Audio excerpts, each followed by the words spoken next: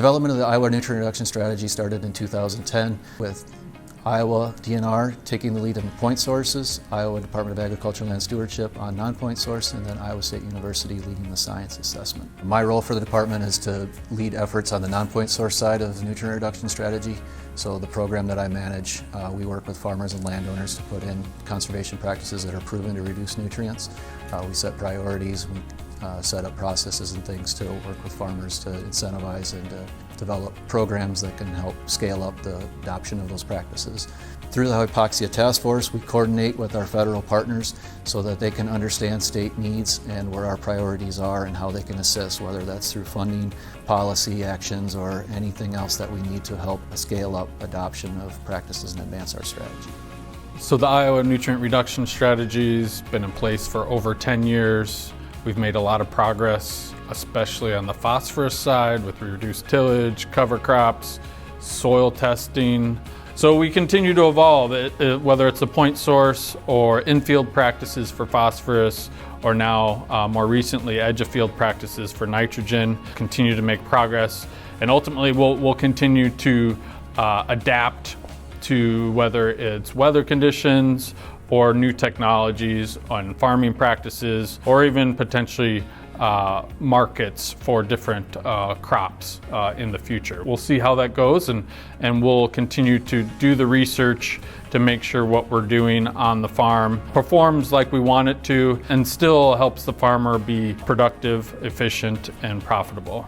I was on the Iowa Corn Board, and that's how I became aware of the nutrient reduction strategy here in Iowa, and also through NCGA with the Soil Health Partnership Program that they had.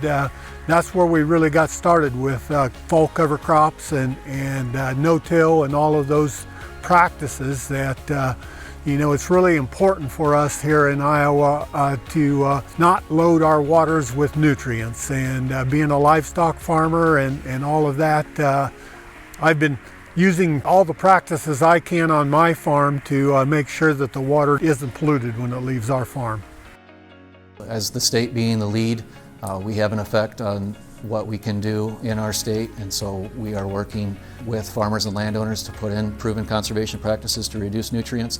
They not only help with reducing nutrients in Gulf hypoxia, but they help locally as well, because nutrients are a concern for drinking water, recreation, and other things. So I have quite the gamut of different practices I do. We have grassed waterways, we have grass buffer areas, we have some CRP ground. I have areas along the North Skunk River headwaters that we do not get conservation funding for, but we raise alfalfa and hay on that to help hold the soil rather than having a tilled field right next to that stream bank.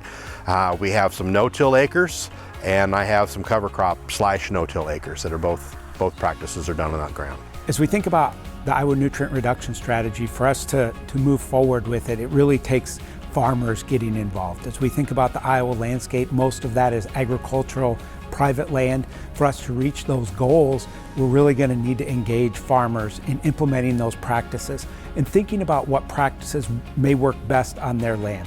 There are certain areas that maybe cover crops work very well, or maybe thinking about perennialization through pasture land works. But then there are other areas where most of the nitrate is transported via a tile line, and so we need edge-of-field practices to implement that. So in the work that we do with ISU Extension and Outreach, as well as a lot of other partners throughout the state, we're really trying to work with farmers on thinking about what practices might work on their land and seeing how we can increase the implementation of those practices.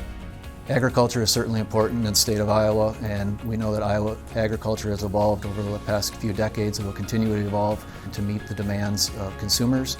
And it seems that consumers are demanding not only agricultural products, but also in the way that they are raised. More sustainable and conservation-minded agriculture is going to be important, and so we want to be a leader and ready and show that Iowa is able to do that.